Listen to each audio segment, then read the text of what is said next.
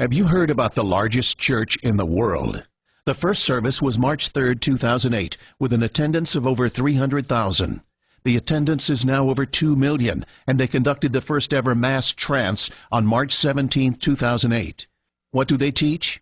Who you are requires no belief. Heaven is not a location, but refers to the inner realm of consciousness.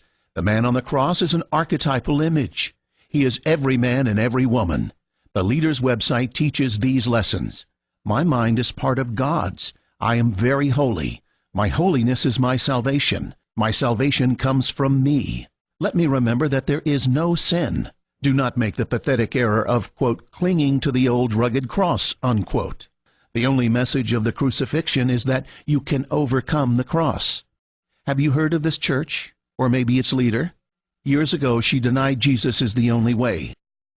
One of the mistakes that human beings make is believing that there is only one way to live, that we don't accept that there are diverse ways of being in the world, that there are millions of ways to be a human being, and many ways, no, but many paths to what you call God. And her path might be something else, and when she gets there, she might call it the light.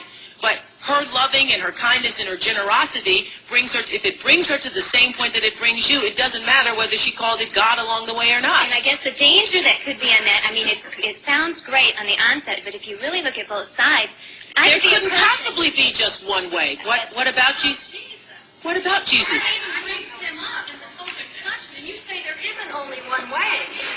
There is one way and only one way, and that is through Jesus. There couldn't possibly be because you say there isn't. Today, she has turned her millions of adoring fans over to New Age doctrine. Christians are letting this into their homes and are being deceived. Hello again, everyone. Welcome to week number 3 of our New Earth web class. And again, I thank you. Eckhart Tolle thanks you for joining us as we bring students and seekers together to discuss our latest book club selection, Eckhart Tolle's A New Earth. We did something last week that was unprecedented. You said it's never been done before on television, where you just sit there in silence. And I thought a lot of people responded to the sense of connection from that. So you want to do that again? Yes. Let's do that again. Yes. Yes. Okay. So you're going to lead us in silence. And simply become aware that you are breathing. The air flows in and out, and you feel yourself breathing. Air flows in and out of the body. In reading books such as Tolle's, it's really opened my eyes up to a new way of thinking, a new form of spirituality that doesn't always align with the teachings of Christianity.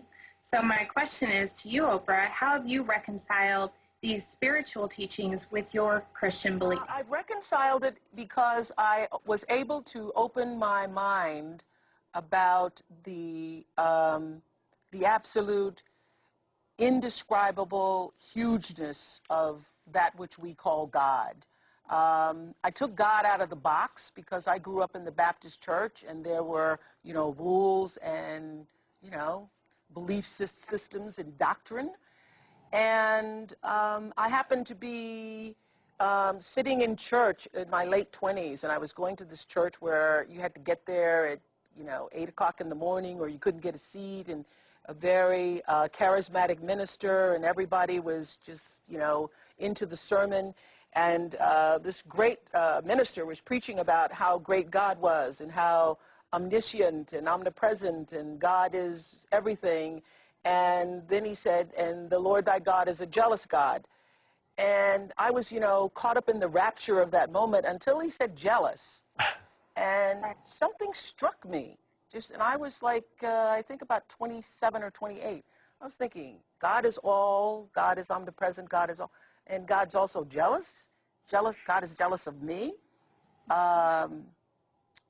And something about that didn't feel right in my spirit, because I believe that God is love and that God is in all things. And so that's when the search for something more than doctrine started to stir within me. And I love this quote that Eckhart has. This is one of my favorite quotes in chapter 1, where he says, "Man made God in his own image. The eternal, the infinite, and unnameable was reduced to a mental idol that you had to believe in and worship as my God or our God. Jesus says, you are the light of the world. That means you are the consciousness in which the world appears, is seen. So you believe what happens to us at death when the body dies? You don't have a belief. I don't give it any thought. You don't. God, in the essence of all consciousness, isn't something to believe. God is. Yes. God is.